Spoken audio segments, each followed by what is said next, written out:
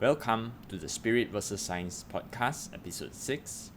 I'm KY, medical doctor trained in the realms of mind, body, and soul.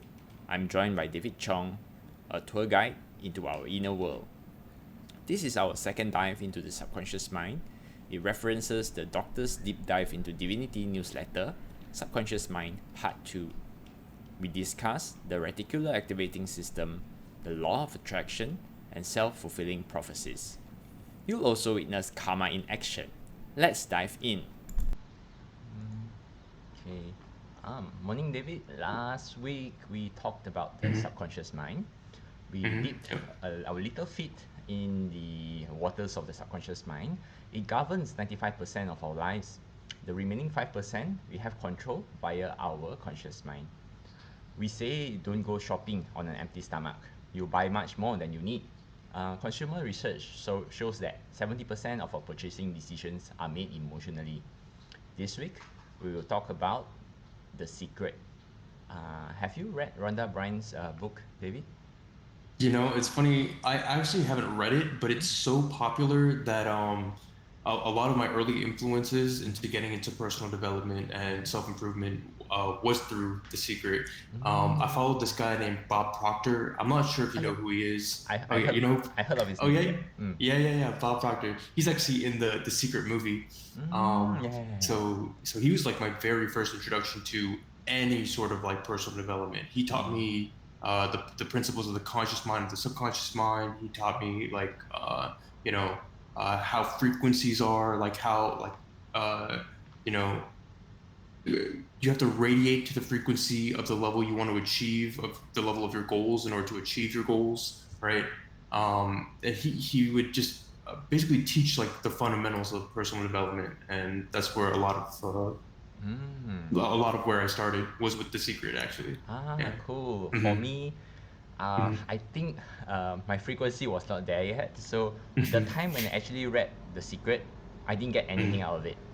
Ooh, And then interesting. also there's this popular book, Who Moved My Cheese? Is supposed to be like, groundbreaking for everyone. I read it and like, Mhm. what just happened? And then it's like, what the uh, and then That's it pretty costs, funny. because it's so thin, right? And then it costs the usual price like a normal size book. I'm like, oh, I wasted my money. But I guess, Yeah. yeah, you need to be at a certain, how to say, frame of mind, or a certain Mhm. level of acceptance or understanding before you can like absorb Oh, the information that's coming. Yeah. for sure. Yeah. Especially with like how much faith is required and like how much blind faith is required. Like this, I think the biggest flaw with The Secret was that they made people believe that if you were to sit down and think about something for super hard for super long, that it would eventually show up in your life, or that it would somehow manifest in your life. When that isn't the case at all. So I yeah, like to think just of it thinking about things and is getting it. I like to think of it as like how the author makes it presentable to a wide audience, hmm because that is like, in a way, I think it's the essence, but then you have to do a lot of work. But as we hmm will see today, the subconscious mind plays its part in this as well. um, hmm yeah, so the secret of the secret is what we call the law of attraction, and we'll hmm begin by talking about the RAS. Now, what is the hmm RAS? Is the reticular activating system. We can think of it as a filter, because our body senses everything all the time. Are we hungry? Are we sweating? Our heart rate, our breathing rate, our digestion.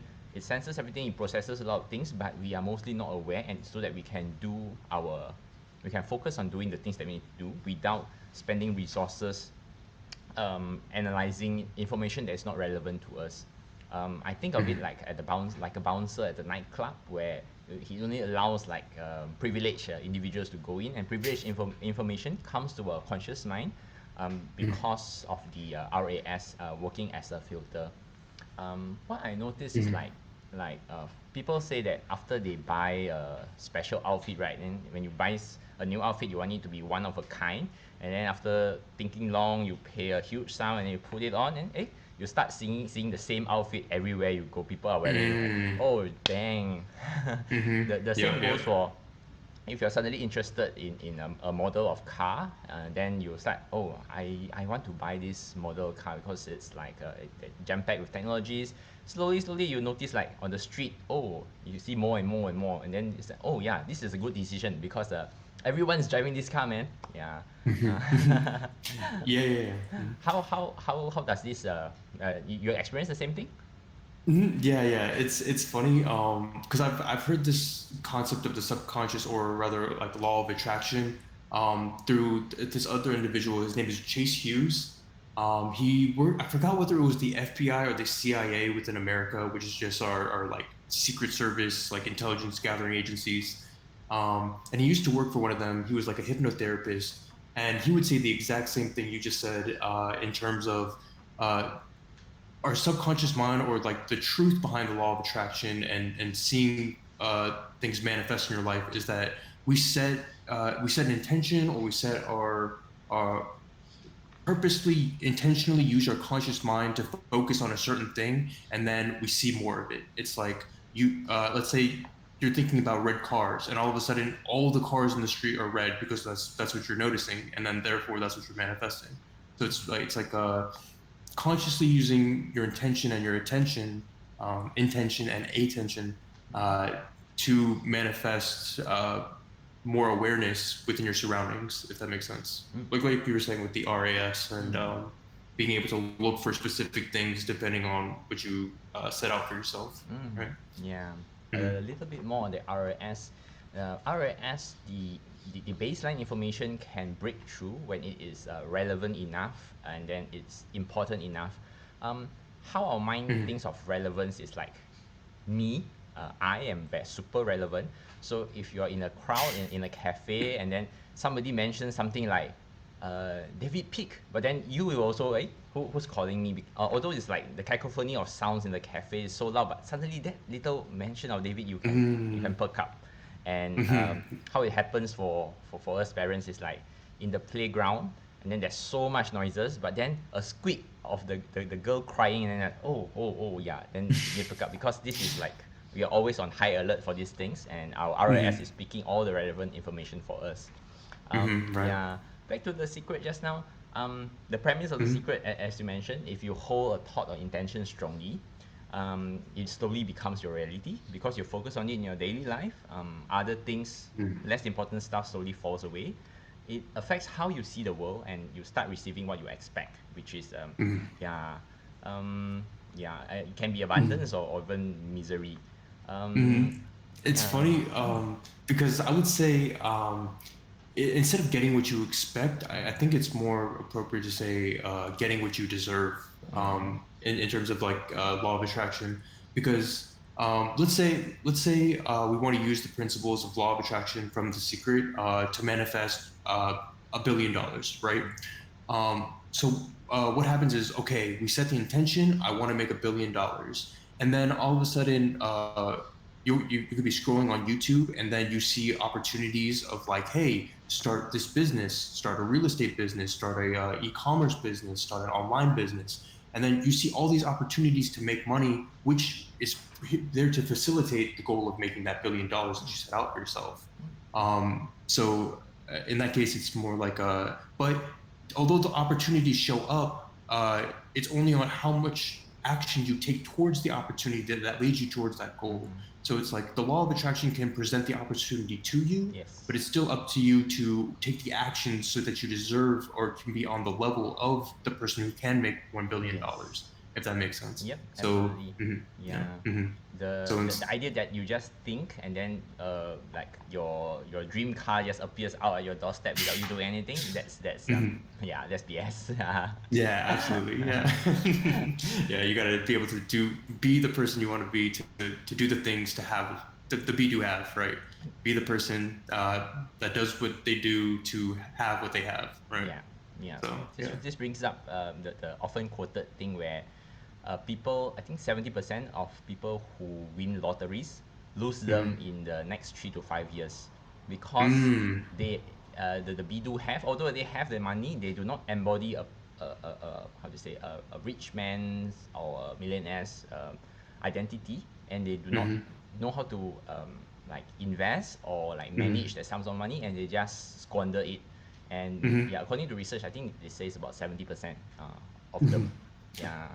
Yeah, that's actually super funny you said that because I have a little story revolving around that. Ah. Um, like I want to say like more than 10 years ago, I used to work at like little convenience stores. So I went 7-Eleven, and we would always sell out lottery tickets.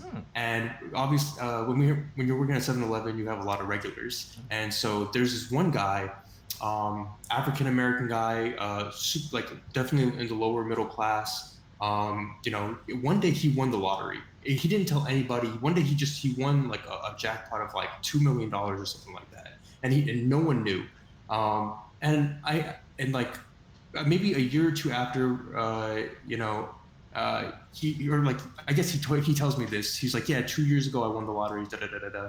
And then he said, and I was like, wait, if you won the lottery, if you won this huge sum of money, what are you still doing here? You're still, he's still in his raggedy clothes, still going to, 7-Eleven picking up beers. It's just like, what is your, like, how does this lifestyle happen, right? And he said, man, I bought my daughter a car. I bought my daughter's tuition, and then went on a couple of vacations, and then all the money was gone. And now he's living the same exact lifestyle he was living before he won the lottery. So, Whoa, whoa. Real life yeah, it's one of example. those. Oh, Yeah, yeah. yeah. So Guess yeah, it's super we have fun. things to learn from that. Yeah, for sure. Like money management and personal financing. I think those are I guess just personal finance is a skill that I think everybody should learn how to manage your own money, and so it's not just leaking and stuff like that. Yeah, So yeah. The very important. and financial management, personal finance is the things that's much needed, but they're not really taught Hmm. in schools. Yeah, Oh, absolutely. yeah, Yeah, it's another one of those, the yeah, super important skills they never want to teach you in yeah. schools. One day I'm thinking that probably I want to, yeah, a separate podcast to talk about, yeah, education and Finances. entrepreneurship. I think that would be fun. Yeah. Yeah, yeah, that sounds super cool. Super exciting. Yeah. um, a thought that we hold or a belief that we have determines how the same situation can happen, and then there are like 10 Mhm, spectators, but each mhm, spectator remembers different aspects of the event and analyzes different how to say, they derive different information and conclusion from the exact same event because of mhm, their beliefs, and mhm, that's how they see it. And then mhm, the same thing can be interpreted positively or negatively just because mhm. of what they hold, the values that they hold. Do you see this happening, David?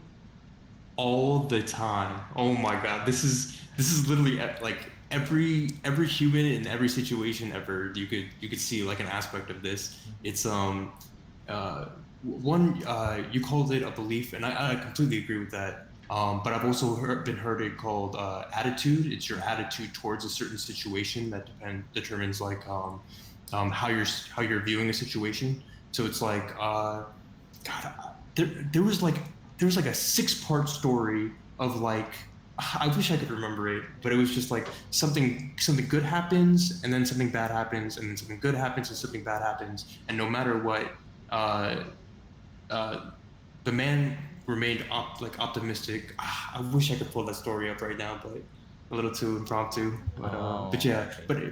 I guess the there was a moral of the story was just being like, no matter what situation happens to you, whether it's like a completely negative scenario at the time or a positive scenario, how you view it and how you and your attitude towards that scenario is ultimately uh, I want to say the most important part of like living your life, and how you like it also determines how that person is seeing situations, right? Or what kind of attitude they have towards situations. Yeah, I think the Hmm. extreme example of this is Viktor Frankl, Hmm. the Holocaust survivor.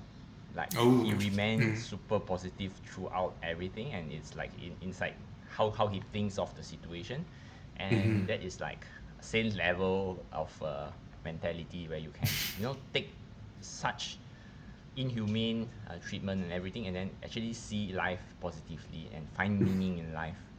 Yeah, That's something to aspire to.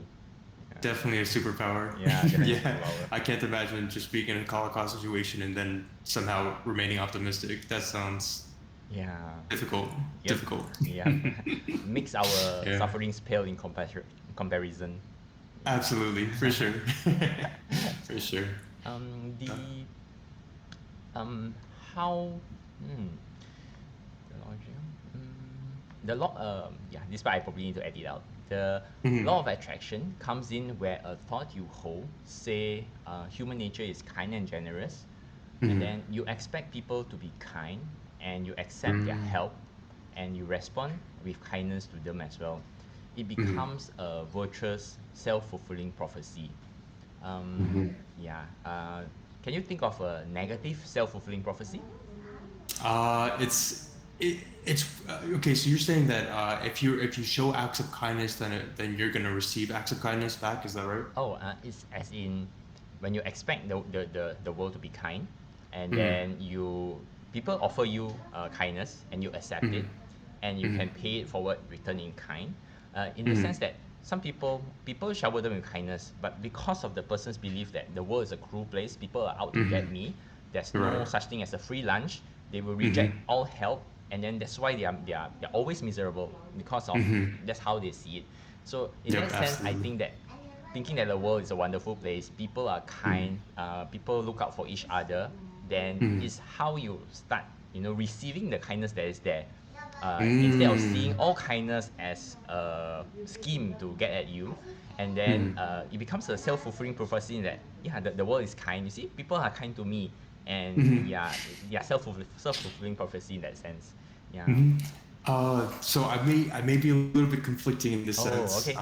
Yep. but just in the sense that I understand that although I can share as much kindness and generosity towards others, I understand that also everybody is one have like hold their own belief system. So therefore, like if like let's say I go out into the world and I meet 100 people, odds are at least 20 of those people might not like me. Even no matter how kind or generous I am, there are going to be people that are still going to be rude, that are still going to be, very hateful, very, selfish. And in that case, it's better just be understanding that we do live in such a diverse world where all sides exist and stuff like that. So as much as I'd like to think like, oh, I understand that there's a lot of kindness and good in people's hearts, and I understand there's a lot of people out there with a lot of goodness in their hearts. I also understand that there's a lot of like of the opposite, a lot of evil and hatred in people's hearts that no matter how much connection you would like to build with them, they are going to be there to like stab you in the back no matter what. Um, so it's good. I mean, it's good to have the assumption or to believe in that everyone is nice and kind and generous, but not to be taken aback when you do meet someone who is against you and of your values and against all that you stand for, because those are inevitable for sure. Yeah, yep. Hmm. Like you said, no matter how kind or generous we are, some people Hmm. just cannot accept or like you for who you are and what Hmm. you are. And Hmm. a Absolutely. dish comes to mind where you can be the sweetest, juiciest, nicest peach in the whole wide world, but somebody Hmm. won't like you because they just love oranges. Yeah, it's not your fault. You Mm. can be the saint of yeah the best there is, but Hmm. yeah, people just don't like peach. It's Yep. not your fault. Mm. Yeah. There you go. Perfect. Yeah, well said. Yeah. Um, Hmm. um, there. Oh, I was thinking whether you had any um, ideas or examples of like a negative self-fulfilling prophecies, if you have any. Oh my God, yes. It's funny when you say negative self-fulfilling prophecies. I actually think of like negative karma or like the laws of karma in action. I actually wrote a newsletter about this. Oh. It's just the laws of karma and how to use it to get what you want. Oh, Um, interesting. yeah, yeah, yeah. So and this is something I can also tell a little personal story as Mm, well. Is that one day my cousin came to visit from Korea, and he came to visit us in America, and my sister was frantically just trying to make sure that his experience was the best experience that he could possibly have while in America. So she wanted to find all the best restaurants, she wanted to find all the best, like, tourist areas, and so she's like running around the house trying to figure everything out, trying to plan everything, and I'm just being a bad host, being lazy, just sitting around, doing, like, letting her run around. And then she's screaming at the top of her head. My sister's name is Lena, and she's like, "Oh, David, please, like, help me do this, help me do that. We still need to figure out what to do about this and that. What are we gonna do about later tonight? What do you want to eat for dinner?" And and I just got so fed up with it. And I was like, "Lena, shut the fuck up." I was just very stern. Like, it's the worst thing I could have ever said to her. It's just, "Lena, shut the fuck up." And so I could tell she stopped for a little bit, and then she just looked at me, and then that was it. She was just like, she just stopped talking. Well, fast forward to later that night, we finish eating dinner, and then we go to a little local convenience store for some soda, just to unwind, just to hang out. And there was a woman. She had like four children with her, and she was opening the door for all of them to walk in. And I thought, oh, she's holding the door open. Let me walk in as well. And so I walk in, and the woman screams, and the woman says, like, "Hey, I didn't open the door for you, asshole. Fuck you." And then my whole emotional system like melted. Like, I just felt the drop in the pit of my stomach, like, went cold a little bit, and I was like, "Oh my God, that's so uncomfortable." But then I remembered, I was like, "Wait, this is exactly how I made my sister feel earlier that day." In terms of like how karma works, or like manifesting negative self-fulfilling prophecies, it's how you make other people feel will come back to you. So if you make other people feel terrible about themselves, you like, destroy their being, or like just make them feel very bad, that feeling is going to come back to you in some sort of situation, in some sort of circumstance in your life as well. So there are ways to negatively self-fulfill your prophecies. So mm, hmm yeah. yeah. Okay. Mm. Yeah. Yeah. We need to I know, be really a little bit mindful of of a what we put out. Yeah, because yeah. yeah, we tend to receive in kind. Yes, exactly. Yeah. Exactly. Um, Yeah. and to close to Hmm. close off, I would like to say that um, personally, I chose to see life with rose tinted glasses, and that's a personal choice and belief.